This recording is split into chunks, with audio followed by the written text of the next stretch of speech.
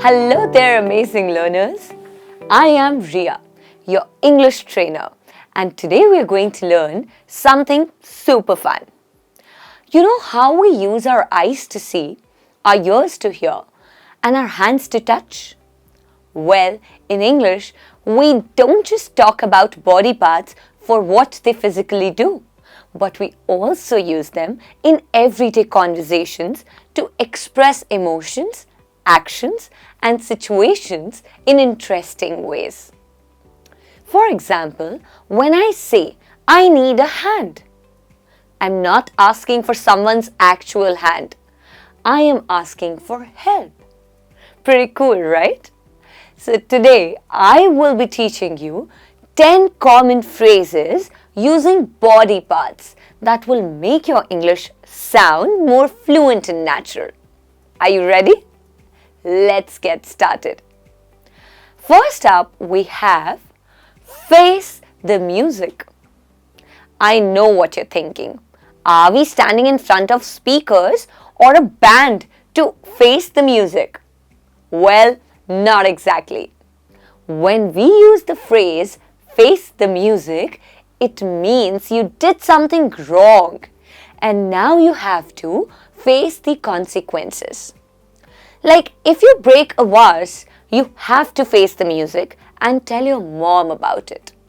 Or if you miss an important deadline at work, you have to face the music and talk to your boss about it. Come on, let's look at some more example sentences. It was hard for him to face the music after losing the game. She knew she had to face the music and admit she was wrong for cheating in the test. It's about owning up to your actions and dealing with the outcomes, no matter how uncomfortable it might be. Moving on, let's talk about another interesting phrase, brown nose. No, it's not about having dirt on your nose. But it is a fun phrase to use. This has nothing to do with your nose. In fact, it describes a person who tries too hard to please someone else. Like maybe they always say nice things to the teacher to get good grade. That's being a brown nose. For example, John always volunteers to stay late at work. His colleagues think he's just being a brown nose. Or, she brought the professor coffee every morning before class. Everyone calls her a brown nose. While it is good to be nice, trying too hard to please others might make you look like a brown nose. Have you seen a brown nose? Let me know in the comments below. Now, let's turn a blind eye. It means you see something wrong but pretend you don't see it. Like maybe you see a friend cheating on a test, but you see it and don't say anything and ignore it. That's turning a blind eye. Let's take a look at some other examples. The teacher turned a blind eye when students whispered in the class. She saw them littering the streets but turned a blind eye towards them. In short, it's like choosing to look the other way, but it's not always the best choice, right? Sometimes we need to speak up. Next we have a fun idiom, play it by ear. Have you ever heard this phrase? No, it's not about music either. It means you don't have a plan. You just decide what to do as you go along. Like maybe you go on a trip, but you don't book any hotels. You just play it by ear and see what happens. For example, we don't have a set itinerary for our trip. We'll just play it by ear. Or, I don't know the exact recipe, so I'll just play it by ear. This phrase is perfect for those moments when you want to go with the flow. Now, let's talk about put your foot in your mouth. Oops, this one sounds painful, right?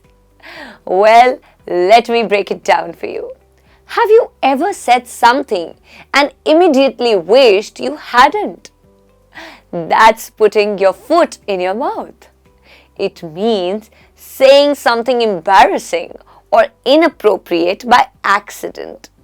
Let's check out some example sentences.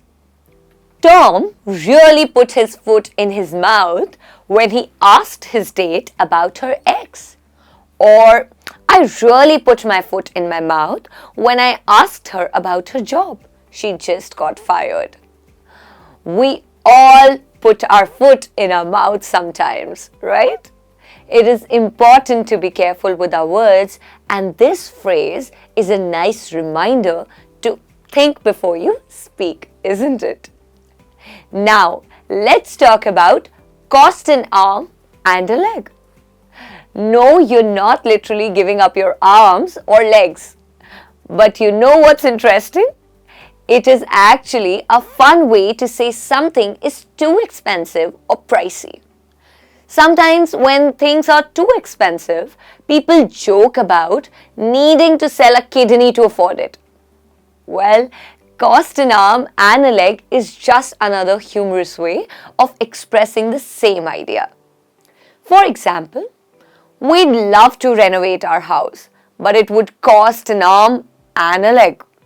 Or, I got a free concert ticket that didn't cost me an arm and a leg. So when something feels way too pricey, you can use this phrase. What do you think costs an arm and a leg? Let me know in the comments.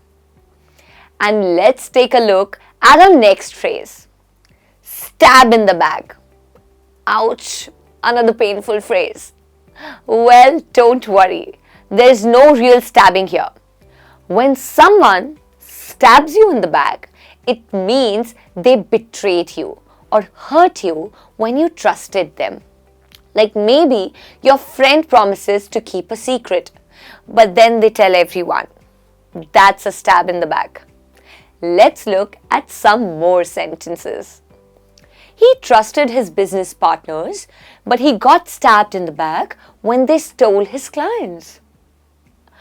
It felt like a stab in the back when my teammate joined our rival team. It really hurts, right? Both literally and figuratively. When someone stabs you in the back. Well, that's why it is important to be honest and trustworthy. Now, have you ever been really annoyed by something? Like when your little brother keeps poking you? Or when someone keeps making the same noise over and over? Well, I have got a perfect phrase for you. Get under someone's skin. This one is all about getting bothered or annoyed. For instance, the sound of people chewing loudly really gets under my skin. Oh, I hate it so much. Another example is, don't let his comments get under your skin. Just ignore him. Can you think of something that gets under your skin? Let me know in the comments. That brings me to the next phrase. Hold your tongue. You know when you really want to say something, but you know you shouldn't? That's when you need to hold your tongue. It means to stay quiet even when you want to say something. For example, I wanted to tell my friend her new haircut looked bad, but I held my tongue. Or she wanted to argue, but she held her tongue to avoid a fight. It is a polite and wise move to make in tough situations. It can save you from a lot of trouble. And finally, we have the phrase, a safe pair of hands. So when we say someone has a safe pair of hands, we mean they're reliable and trustworthy. It's like when you know you can count on someone to do a good job. Like your parents who always take care of you. They have a safe pair of hands. Come on, let's check out some more example sentences.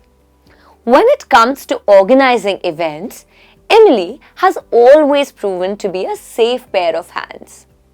You need a safe pair of hands to handle such an important project. A great way to compliment someone, don't you think? And that's it for today. I hope you had fun learning these awesome idioms and phrases using body parts. Now you have some cool expressions to make your English sound even more advanced. Remember, language is all about having fun and practicing. So don't be afraid to try using these phrases in your conversations. Try by making a few sentences with these idioms and phrases and make sure you post them in the comments below. I'll be checking them, so don't try to skip it, alright? If you enjoyed this lesson, don't forget to like, share and subscribe for more fun lessons. See you the next time. Bye. Happy learning.